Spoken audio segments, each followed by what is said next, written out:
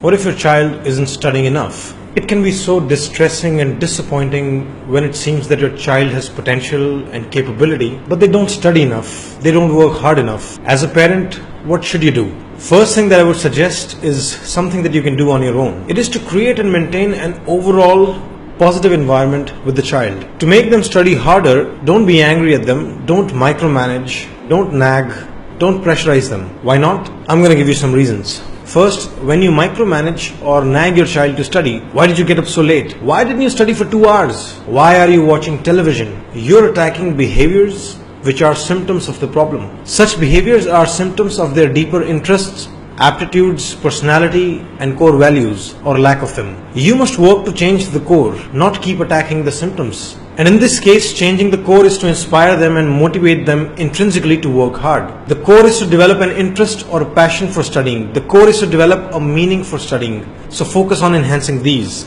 It's not easy to do. We can help you.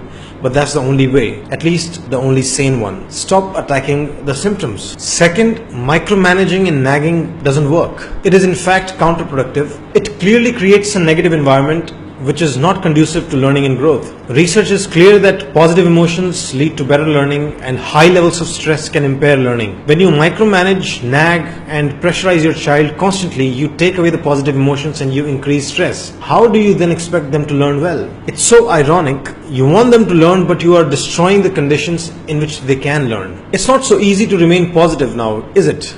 Because it's so frustrating. Despite all your push, they're not studying enough. Following perspectives can help you remain positive. First, leave your attachment to marks. Focus on your child's progress in the long run. You want a healthy, happy and functional child.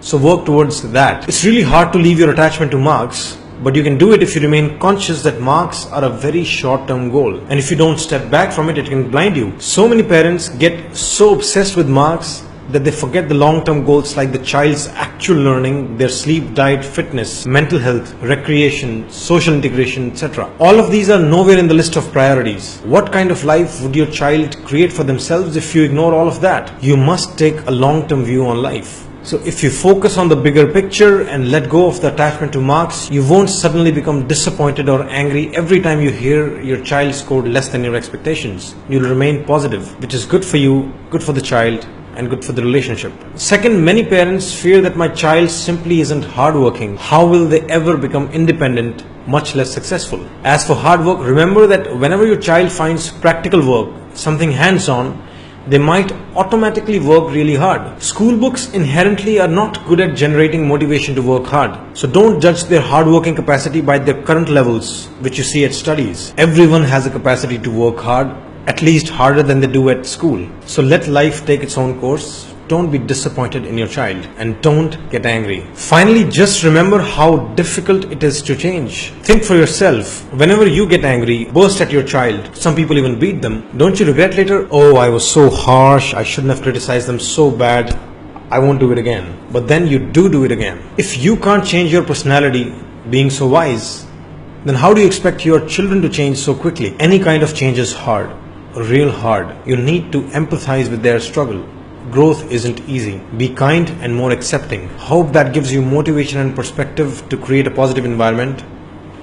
That's it. If you think your son or daughter needs counseling or life coaching, you should book an appointment with me. I help adolescents and young adults in following areas: taking responsibility and developing work ethic, improving concentration and productivity, controlling addiction to video games, phone, TV, internet and social media, managing anger and bad temperament, reducing social anxiety, enhancing social skills and learning to build friendships, developing crucial human values like respect, gratitude, humility, compassion, etc., establishing basic health habits for diet, sleep and exercise. I'm sharing my personal number so you can book an appointment. Remember, just because counseling can make you stronger and wiser does not mean you're weak right now. Counseling is just another form of learning.